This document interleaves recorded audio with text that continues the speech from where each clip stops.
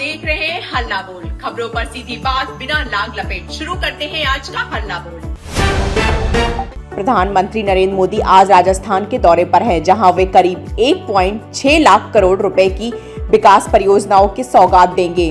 बारातोरा में greenfield refinery का उद्घाटन करने के साथ वो जोधपुर एयरपोर्ट के नए टर्मिनल भवन का लोकार्पण करेंगे। इसके अलावा संशोधित उड़ान योजना की शुरुआत और जयपुर मेट्रो फेज 2 परियोजना का शिलान्यास भी करेंगे। सरकार का कहना है कि इन परियोजनाओं से रोजगार, निवेश और क्षेत्रीय विकास को नई गति मिलेगी। भारत आसियान देशों के साथ अपने पुराने व्यापार समझौते को आधुनिक बनाने की दिशा में तेजी से काम कर रहा है। साथ ही ऑस्ट्रेलिया के साथ व्यापक आर्थिक सहयोग समझौते यानी CECA पर बातचीत आगे बढ़ रही है। प्रधानमंत्री नरेंद्र मोदी की प्रस्तावित इंडोनेशिया, ऑस्ट्रेलिया और न्यूजीलैंड यात्रा इन संबंधों को नई मजबूती दे सकती है। सरकार का उद्देश्य भारतीय निर्यात बढ़ाना, व्यापार संतुलन बेहतर करना और वैश्विक आपूर्ति श्रृंखला में भारत की भूमिका को मजबूत बनाना है।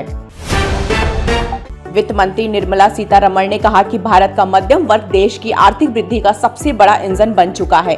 फ्रांस में आयोजित एक आर्थिक कार्यक्रम के दौरान उन्होंने बताया कि देश के करीब 500 शहर भविष्य में नए आर्थिक केंद्र बनेंगे। उनके अनुसार भारत की लगभग 31% आबादी अब मध्यम वर्ग का हिस्सा है और यही वर्ग खपत, निवेश और विकास को गति दे रहा है। सरकार का लक्ष्य छोटे शहरों को उद्योग, रोजगार और निवेश के नए केंद्र के रूप में विकसित करना है। रक्षा मंत्री राजनाथ सिंह की अध्यक्षता में हुई रक्षा अधिग्रहण परिषद की बैठक में लगभग 52,000 करोड़ रुपए की रक्षा खरीद प्रस्तावों को मंजूरी दी गई है। इनमें एंटी ड्रोन सिस्टम, अत्याधुनिक मिसाइलें और सेना, नौसेना तथा वायु सेना के लिए आधुनिक रक्षा उपकरण शामिल हैं। यह स्वीकृति खरीद प्रक्रिया का पहला बड़ा चरण है। सरकार का उद्देश्य भारतीय सशस्त्र बलों की क्षमता बढ़ाना और सुरक्षा चुनौतियों से निपटने के लिए उन्हें अत्याधुनिक तकनीक से लैस करना है। तमिलनाडु में अभिनेता और नेता जोसेफ विजय के खिलाफ कथित आपत्तिजनक टिप्पणी करने वाले DMK विधायक अनीता राधाकृष्णन को पुलिस ने गिरफ्तार कर लिया है। मद्रास हाईकोर्ट ने पहले उनकी अग्रिम जमानत याचिका खारिज कर दी थी। गिरफ्तारी के बाद उनका मेडिकल परीक्षण कराया गया और आगे की कानूनी प्रक्रिया जारी है। इस मामले ने राज्य की राजनीति को गर्मा दिया है। MK स्टालिन ने पुलिस कार्रवाई को लेकर सवाल उठाते हुए इसे सिनेमा स्टाइल पुलिस राज बताया है। वाराणसी के काशी विश्वनाथ मंदिर परिसर में शनिवार सुबह एक PSC जवान की कवाइन से अचानक गोली चल गई। हादसे में 3 लोग घायल हो गए, जिन्हें तुरंत अस्पताल पहुंचाया गया। घटना के बाद मंदिर परिसर में अफरा तफरी मच गई। हालांकि सुरक्षा बलों ने हालात को जल्द नियंत्रण में ले लिया। प्रारंभिक जानकारी के अनुसार यह फायरिंग दुर्घटनावश हुई। पुलिस मामले की जाँच कर रही है और घायल श्रद्धालुओं का इलाज जारी है। फिलहाल मंदिर परिसर में सुरक्षा व्यवस्था और कड़ी कर दी गई है।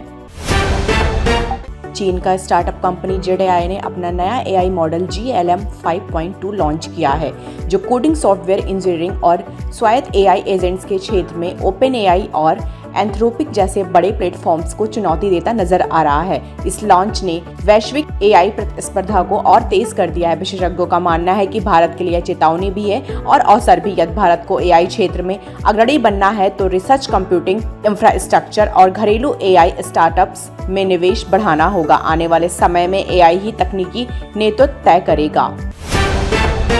देश के कई हिस्सों में मानसून ने रफ्तार पकड़ ली है। राजस्थान और हिमाचल प्रदेश में भारी बारिश से जनजीवन प्रभावित हुआ है, जबकि उत्तर प्रदेश में मानसून कुछ कमजोर नजर आया।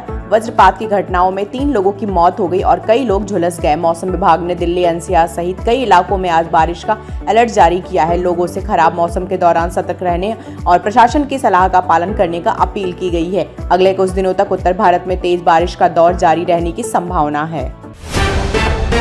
क्रिकेट एसोसिएशन ऑफ बंगाल यानी CAB में कथित फर्जी दस्तावेजों के जरिए दूसरे राज्यों के खिलाड़ियों को बंगाल से खिलाने का मामला सामने आया है। शिकायत में आरोप लगाया गया कि झारखंड, हरियाणा, उत्तर प्रदेश और जम्मू कश्मीर के खिलाड़ियों का पंजीकरण फर्जी प्रमाण पत्रों के आधार पर कराया गया। मामले में डबल पेमेंट कमेटी के चेयरमैन देवी प्रसन्न पर सवाल उठे हैं। शिकायत राज्य के खेल मंत्री तक पहुंच चुकी है और जांच की मांग की गई है। यदि आरोप सही पाए गए तो यह बंगाल क्रिकेट के लिए बड़ा विवाद साबित हो सकता है। दिलजीत दोसांझ की लंबे समय से विवादों में रही फिल्म अब नए नाम सतलज के साथ रिलीज के लिए तैयार है। पहले इसका नाम पंजाब 95 था और संसद से विवाद में फंसी हुई थी। फिल्म में अर्जुन रामपाल भी अहम भूमिका निभा रहे हैं। हाल ही में इसका ट्रेलर रिलीज हुआ, जिससे दर्शकों से अच्छी प्रतिक्रिया मिल रही है।